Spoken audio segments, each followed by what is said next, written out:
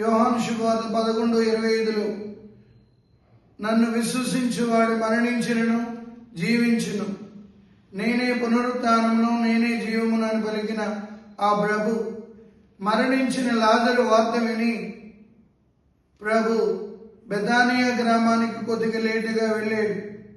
Martha మరియమ్మల ఇంటికి యేసు ప్రభు సుపరిచితుడే.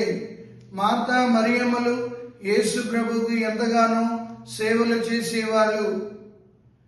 అందుకొరకే యేసు ప్రభు Martha మరియమ్మల ఇంటికి వెళ్ళడానికి సంసిద్ధంగానే ఉన్నాడు.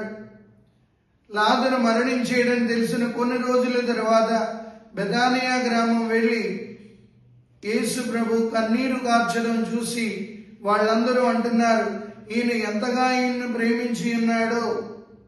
ఎందుకంటే ఆయన కరుణామయుడు కాబట్టి. మార్తా మరియమ్మ లాజరు వాళ్ళు యేసు ప్రభుకి ఆత్మీయ అతిథుల్లా ఉన్నారు. ప్రతి కార్యములో ఆయనకితో సహకరిస్తున్నారు ప్రియులారా. అందుకొరకే యేసు ప్రభు ఆ ఇంటికి ఆహ్వానించింది మార్తమ్మ. మరియమ్మ ఆయన పాదముల చెందు కూర్చుని ఆయన వాక్యాన్ని ధ్యానించింది. ఈరోజు లాజరు ఆయనకి యేసు ప్రభు పునరుత్థానం ఇచ్చే దేవుడని సాక్ష్యం. యేసే జీవం, యేసే పునరుత్థానం.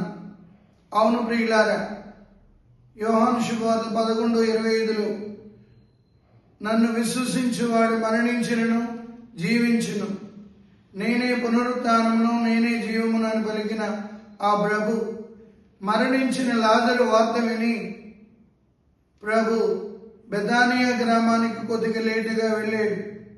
మార్తా మరియమ్మల ఇంటికి యేసు ప్రభు సుపరిచితుడే. మార్తా మరియమ్మలు యేసు ప్రభువుకి ఎంతగానో సేవలు చేసేవాళ్ళు. అందుకొరకే యేసు ప్రభు